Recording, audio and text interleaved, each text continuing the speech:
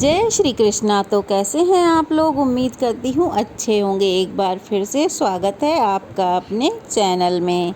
आज जेठ मास महात्म्य में आप सुनेंगे सूर्य नारायण की रथ यात्रा का फल, रथ सप्तमी तथा भगवान सूर्य नारायण की महिमा का वर्णन। और आप सुनेंगे भगवान सूर्य के द्वारा योग का वर्णन और ब्रह्मा जी द्वारा दिंडी को दिया गया क्रिया योग का उपदेश। आज के अध्याय में आपको दंडी के वृतांत में बहुत ही सुंदर कथा सुनने को मिलेगी, तो आप वीडियो को पूरा देखिएगा। तो शुरू करते हैं आज का अध्याय। श्री ब्रह्मा जी कहते हैं, हे महादेव, इस प्रकार अमित ओजस्वी भगवान भास्कर की रथ यात्रा करने वाला और दूसरे से करवाने वाला व्यक्ति परार्ध वर्षों तक अर्थात ब्रह्मा जी की आधी आयु तक सूर्यलोक में वास करता है। उस व्यक्ति के कुल में न तो कोई दरिद्र होता है और न कोई रोगी होता है। सूर्य भगवान के अभ्यंग के लिए घी समर्पण करने वाले तथा अनेक प्रकार का तिलक करने वाले व्यक्ति को सूर्यलोक की प्राप्ति होती है। गंगा आदि तीर्थों से जल लाकर जो सूर्य नारायण को स्नान कराता है वह वरुण लोक में निवास करता है। लाल रंग का भात और गुड़ का नैवेद्य समर्पित करने वाला व्यक्ति प्रजापति लोक को प्राप्त करता है। भक्ति पूर्वक सूर्य नारायण को स्नान कराकर पूजन करने वाला व्यक्ति सूर्य लोक में निवास करता है। जो व्यक्ति सूर्य देव को रथ चढ़ाता है, रथ के मार्ग को पवित्र करता है और पुष्प, तोरण, पताका आदि से सजाता है, वह वायु लोक में निवास करता है। जो व्यक्ति नृत्य, गीत आदि के द्वारा बृहद उत्सव मनाता है वह सूर्य लोक को प्राप्त करता है। जब सूर्य देव रथ पर विराजमान होते हैं, उस रात्रि जागरण करने वाला पुण्यवान व्यक्ति निरंतर आनंद प्राप्त करता है। जो व्यक्ति भगवान सूर्य की सेवा आदि के लिए व्यक्ति को नियोजित करता है अर्थात आमंत्रित करता है, वह सभी कामनाओं को प्राप्त कर सूर्यलोक में निवास करता है। रथारूढ़ भगवान सूर्य का दर्शन करना तो बहुत ही बड़े सौभाग्य की बात है। जब रथ की यात्रा उत्तर अथवा दक्षिण दिशा की ओर होती है, उस समय दर्शन करने वाला व्यक्ति धन्य होता है। और जिस दिन रथ यात्रा हो उसके साल भर बाद पुनः रथ यात्रा करनी चाहिए। यदि वर्ष के बाद यात्रा ना करा सके तो 12वीं वर्ष अति उत्साह के साथ उत्सव संपन्न कर यात्रा संपन्न करानी चाहिए। बीच में यात्रा फिर नहीं करानी चाहिए। इस बीच इंद्र ध्वज के बीच में भी यदि विघ्न हो जाए तो 12 वर्ष में ही उसे संपन्न करना चाहिए, उससे पहले नहीं। जो व्यक्ति रथ यात्रा की व्यवस्था करता है वह इंद्र आदि लोकपाल के साहित्य को प्राप्त करता है और यात्रा में विघ्न करने वाले व्यक्ति मंदेह जाति के राक्षस हो जाते हैं। सूर्य नारायण की पूजा किए बिना जो अन्य देवताओं की पूजा करता है तो वह पूजा ही निष्फल है। रथ यात्रा के समय जो सूर्य भगवान का दर्शन करता है वह निष्पाप हो जाता है। षष्ठी, सप्तमी, पूर्णिमा, अमावस्या और रविवार के दिन दर्शन करने से बहुत पुण्य फल प्राप्त होता है। आषाढ़, कार्तिक और माघ की पूर्णिमा को दर्शन करने से अनंत पुण्य की प्राप्ति होती है। इन तीनों मासों में भी रथ यात्रा करनी चाहिए और इसमें भी कार्तिकी यानी कि कार्तिक पूर्णिमा को विशेष फलदायक होने से महाकार्तिकी कहा गया है। इन समयों में उपवास कर जो भक्ति पूर्वक भगवान की आराधना करता है और व्रत रखता है वह सद्गति को प्राप्त होता है। संसार पे अनुग्रह करने के लिए प्रतिमा में स्थित होकर सूर्य देव स्वयं पूजन ग्रहण करते हैं। और जो व्यक्ति मुंडन कराकर स्नान आदि जप तप होम कराता है वह दीक्षित हो जाता है। सूर्य भक्त को अवश्य ही मुंडन कराना चाहिए। जो व्यक्ति इस प्रकार दीक्षित होकर सूर्य भगवान की आराधना करता है वह परम गति को प्राप्त होता है। महादेव जी इस रथ यात्रा के विधान विधान का मैंने वर्णन किया। इसे जो भी पढ़ता है, सुनता है, वह सभी प्रकार के रोगों से मुक्त हो जाता है और विधि पूर्वक रथ यात्रा का संपादन करने वाला व्यक्ति सूर्य लोक को जाता है। रथ सप्तमी तथा भगवान सूर्य नारायण की महिमा का वर्णन अब आप सुनिए। श्री ब्रह्मा जी कहते हैं, हे रुद्र, माघ मास के शुक्ल पक्ष की षष्ठी तिथि को उपवास करके गंध आदि उपचारों से भगवान सूर्य नारायण की पूजा कर रात में उनके सामने शयन करना चाहिए। सप्तमी में प्रातः काल विधि पूर्वक पूजा करें और उदारता पूर्वक ब्राह्मणों को भोजन कराएं। इस प्रकार 1 वर्ष तक सप्तमी को व्रत रखकर रथ यात्रा करें।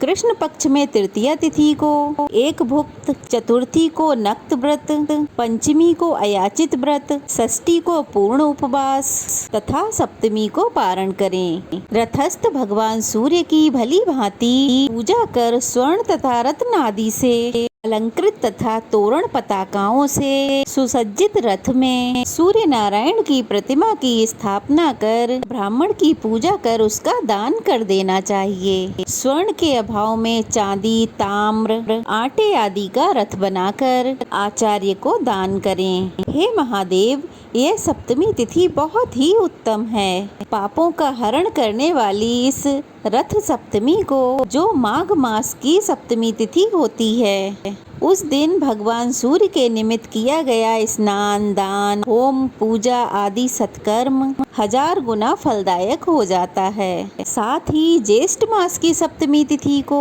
जिसे भानु सप्तमी कहा जाता है, इस दिन जो भी भक्त विधि विधान से सत्कर्म करता है, भगवान सूर्य नारायण की पूजा करता है, उसके जन्मों जन्मों के पापों का नाश हो जाता है। इस सप्तमी के महात्म्य का भक्ति पूर्वक श्रवण करने वाला व्यक्ति ब्रह्म हत्या के पाप से भी मुक्ति पा जाता है। सुमंतु मुनि ने कहा, हे राजन, इस प्रकार रथ यात्रा का विधान बताकर ब्रह्मा जी अपने लोक को चले गए और रुद्र देवता भी अपने धाम को चले गए। अब आप और क्या सुनना चाहते हैं, ये भी बताइए। राजा शतानीक कहने लगे, हे महाराज, सूर्य देव के प्रभाव का मैं कहाँ तक वर्णन करूं, क्योंकि उन्हीं के अनुग्रह से युधिष्ठिर आदि मेरे पितामहों को सभी प्रकार का दिव्य भोजन प्रदान करने वाला अक्षय पात्र मिला था, जिससे वन में भी वे ब्राह्मणों को संतुष्ट किया करते थे।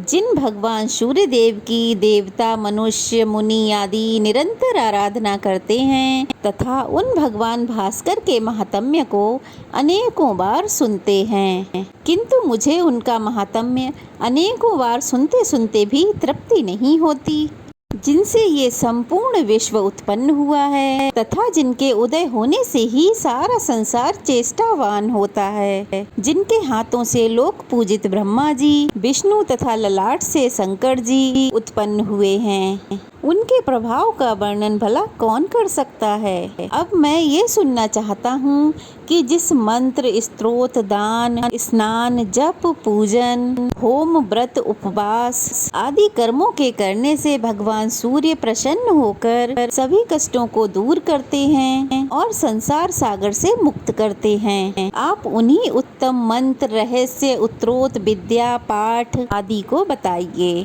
जिनसे भगवान सूर्य का कीर्तन हो और जीवा धन्य हो जाए, क्योंकि जीवा भी वही धन्य होती है जो भगवान सूर्य का स्तवन करती है। सूर्य की आराधना के बिना तो यह शरीर व्यर्थ है।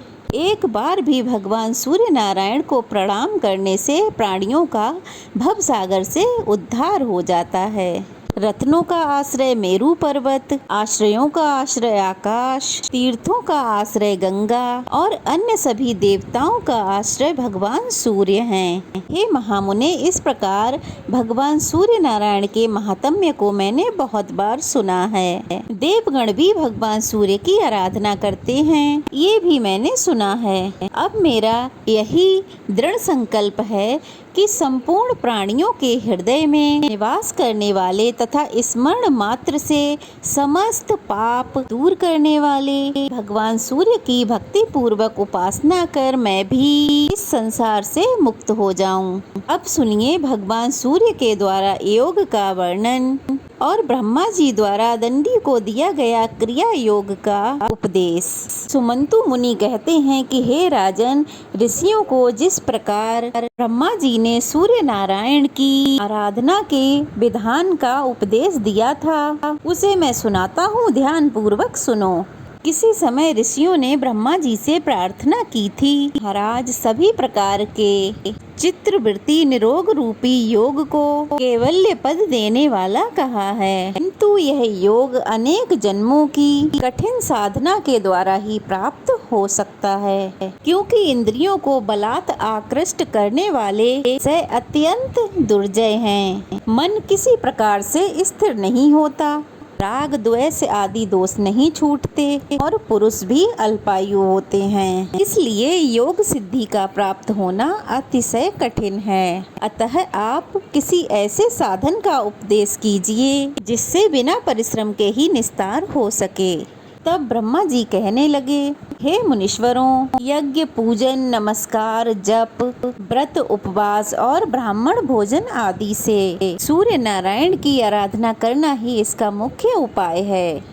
यह क्रिया योग है। मन, बुद्धि, कर्म, दृष्टि आदि से सूर्य नारायण की आराधना में तत्पर रहें। वे ही परब्रह्म, अक्षर, सर्वव्यापी, सर्वकर्ता, अभिव्यक्त, अचित और मोक्ष को देने वाले हैं। अतः आप उनकी आराधना कर अपने मनोवांछित फल को प्राप्त करें और भव सागर से मुक्त हो जाएं। ब्रह्मा जी से यह सुनकर ऋषिगण सूर्य नारायण की उपासना कर क्रिया योग में तत्पर हो गए। हे राजन, विषयों में डूबे हुए संसार के दुखी जीवों को सुख प्रदान करने वाले सूर्य नारायण के अलावा और कोई भी नहीं है। इसलिए उठते, बैठते, चलते, भोजन करते, सोते, जगते सदा सूर्य नारायण का ही स्मरण करें। भक्ति पूर्वक उनकी आराधना में प्रवृत्त हो जाएं, जिससे जन्म, मरण आदि व्याधि से युक्त इस संसार समुद्र से तुम पार हो जाओगे। जो पुरुष जगत करता, सदा वरदान देने वाले, दयालु और ग्रहों के स्वामी श्री सूर्य नारायण की शरण में जाता है, वह अवश्य ही मुक्ति प्राप्त करता है। सुमंतु मुनि ने इस प्रकार पुनः कहा, हे राजन, प्राचीन काल में दंडी को ब्रह्म हत्या लग गई थी। उस ब्रह्म हत्या के पाप को दूर करने के लिए उन्होंने बहुत दिनों तक सूर्य नारायण की प्रार्थना और स्तुति की। उससे प्रसन्न होकर भगवान सूर्य उनके पास आए। भगवान सूर्य ने कहा, दिन तुम्हारी भक्ति पूर्वक की गई इस स्तुति से मैं अत्यंत प्रसन्न हूँ, अपना अभीष्ट वर मांगो। तब दिंडी ने कहा, महाराज, आपने पधार कर मुझे दर्शन दे दिए, यही मेरे लिए बहुत सौभाग्य की बात है। यही मेरे लिए सर्वश्रेष्ठ वर भी है। पुण्यहीनों के लिए, पापियों के लिए आपका दर्शन सर्वदा दुर्लभ है। प्रभु, आप सबके हृदय में स्थित हैं, अतः आप सबका अभिप्राय भी जानते हैं। जिस प्रकार प्रभु मुझे ब्रह्म हत्या लगी है, उसे तो आप जानते ही हैं। हे भगवान, अब आप मुझ पर ऐसा अनुग्रह कीजिए कि मैं इस निंदित ब्रह्म हत्या से और सभी पापों से शीघ्र ही मुक्त हो जाऊं। हे सूर्य नारायण, मैं सफल मनोरथ हो जाऊं। आप संसार से उद्धार का कोई उपाय बताइए, जिसके आचरण से संसार के प्राणी सुखी हों।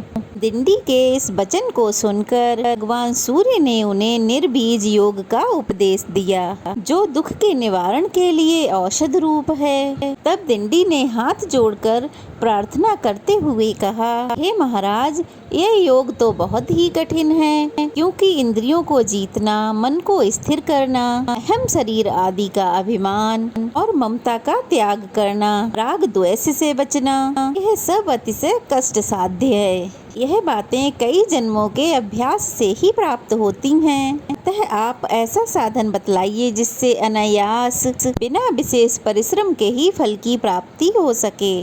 तब भगवान सूर्य कहने लगे, यदि तुम्हें मुक्ति की ही इच्छा है तो समस्त क्लेशों को नष्ट करने वाले क्रिया योग को सुनो। अपने मन को मुझ में लगाओ, भक्ति से मेरा भजन करो, मेरा यजन करो और मेरे परायण हो जाओ। आत्मा को मुझ में लगा दो, मुझे नमस्कार करो, मेरी भक्ति करो, संपूर्ण ब्रह्मांड मुझे परिव्याप्त समझो। ऐसा करने से तुम्हारे संपूर्ण दोषों का विनाश हो जाएगा और तुम मुझे प्राप्त कर लोगे।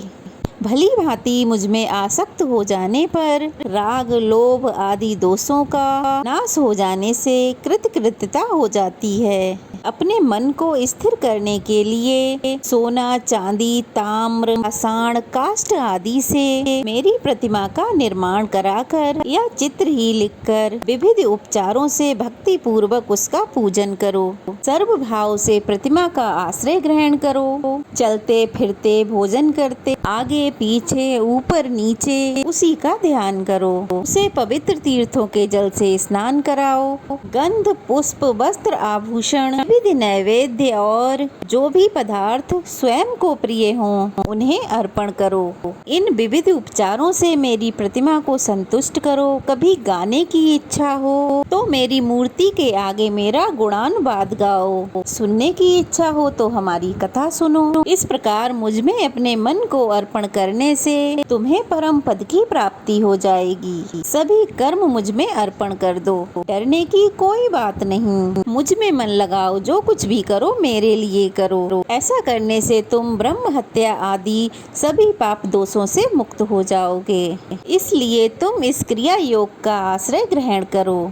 सूर्य भगवान की बात सुनकर दिंडी बोले, महाराज इस अमृत रूप क्रिया योग को आप विस्तार से कहिए, क्योंकि आपके बिना कोई भी इसे बतलाने में समर्थ नहीं है। यह अत्यंत गोपनीय और पवित्र है। तब भगवान सूर्य कहने लगे, चिंता मत करो, इस संपूर्ण क्रिया योग का ब्रह्मा जी तुम्ही को विस्तार पूर्वक उपदेश करेंगे और मेरी कृपा से तुम इसे ग्रहण करोगे। इतना कहकर तीनों लोकों के दीप स्वरूप भगवान सूर्य देव अंतर ध्यान हो गए और दंडी भी ब्रह्मा जी के धाम को चले गए। ब्रह्मलोक पहुंचकर दंडी ब्रह्मा जी को प्रणाम करके कहने लगे, हे ब्राह्मण, मुझे भगवान सूर्य देव ने आपके पास भेजा है। आप कृपा कर मुझे क्रिया योग का उपदेश करें, जिसके सहारे मैं शीघ्र ही भगवान सूर्य को प्रसन्न कर सकूं। तब श्री ब्रह्मा जी बोले, हे गणाधीप, भगवान सूर्य का दर्शन करते ही तुम्हारी ब्रह्म हत्या तो नष्ट हो गई।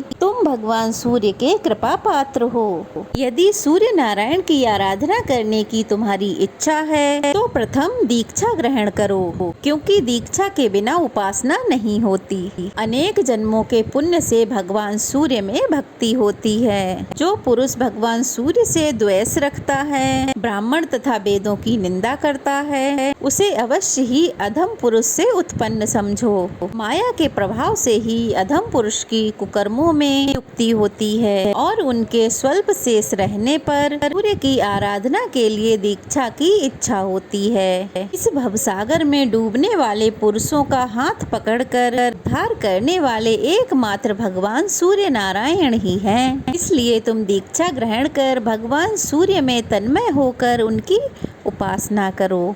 इससे शीघ्र ही भगवान सूर्य तुम पर अनुग्रह करेंगे। दंडी ने पूछा, हे महाराज, दीक्षा का अधिकारी कौन पुरुष है और दीक्षा ग्रहण करने के बाद क्या करना चाहिए, कृपया कर हमें बताएं। तब श्री ब्रह्मा जी कहने लगे, हे दिंडिन, दीक्षा ग्रहण की इच्छा वाले व्यक्ति को मन वचन और कर्म से हिंसा नहीं करनी चाहिए। सूर्य भगवान में भक्ति करनी चाहिए। दीक्षित ब्राह्मणों को सदा नमस्कार करना चाहिए। किसी से द्रोह नहीं करना चाहिए और सभी प्राणियों को सूर्य के रूप में समझना चाहिए। देव मनुष्य पशु पक्षी चींटी वृक्ष पाषाण आदि जगत के सभी पदार्थों और आत्मा को सूर्य से भिन्न न समझकर मन वचन और कर्म से जीवों में पाप बुद्धि नहीं करनी चाहिए। ऐसा ही पुरुष दीक्षा का अधिकारी होता है। जो गति सूर्य नारायण की आराधना से प्राप्त होती है वो ना तो तप से मिलती है और ना बहुत दक्षिणा वाले यज्ञों से। सभी प्रकार से जो भगवान सूर्य का भक्त है वह धनी है। उस सूर्य देव के भक्त का अनेक कुलों का उद्धार हो जाता है।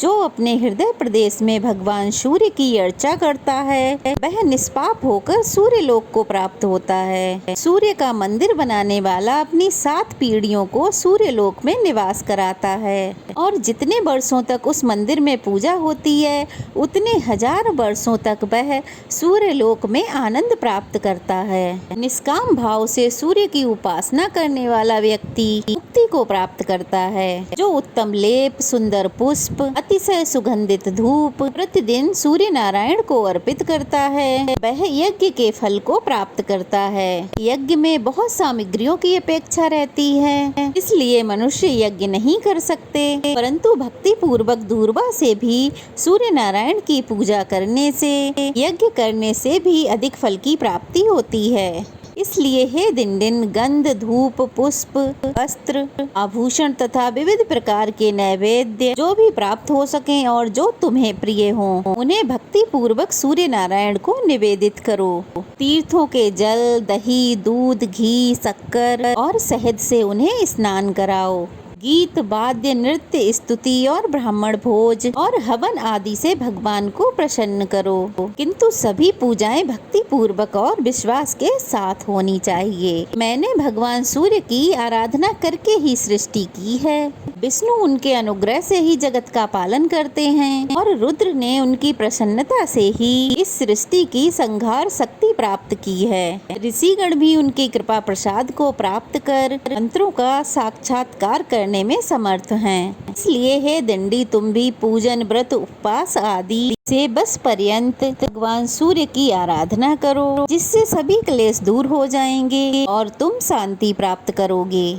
आज की कथा समाप्त हुई। अगले अध्याय में आप जानेंगे भगवान सूर्य के व्रतों के अनुष्ठान तथा उनके मंदिरों में अर्चन पूजन की विधि तथा फल सप्तमी व्रत के फल के बारे में। उम्मीद करती हूँ वीडियो आपको पसंद आई होगी। वीडियो अगर पसंद आई हो तो प्लीज़ वीडियो को लाइक करें और कमेंट बॉक्स में कमेंट करें, और अगर नए हैं तो प्लीज़ चैनल को सब्सक्राइब करें और ज़्यादा से ज़्यादा शेयर करें। तो मिलेंगे अगली कथा में अगले महात्म्य के साथ। तब तक के लिए जय श्री कृष्णा। ओम सूर्य नारायणाय नमः।